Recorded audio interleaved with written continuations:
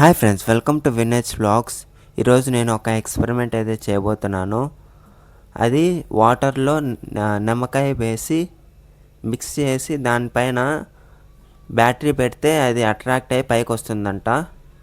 ఇప్పుడు అది చూద్దాం ఎలా చేయాలో. ఒక గ్లాస్లో వాటర్ అయితే వేసుకున్నా. వాటర్ వేసుకున్నాక దాంట్లో నిమ్మకాయ అయితే పిండి వేసుకోవాలి మొత్తం.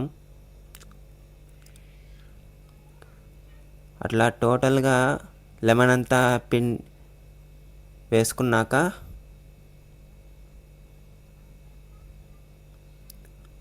లెమన్ అంతా వేసుకొని తర్వాత మిక్స్ చేయాలి. ఒక స్పూన్తో బాగా మిక్స్ అయ్యేలాగా అయితే కలపాలి.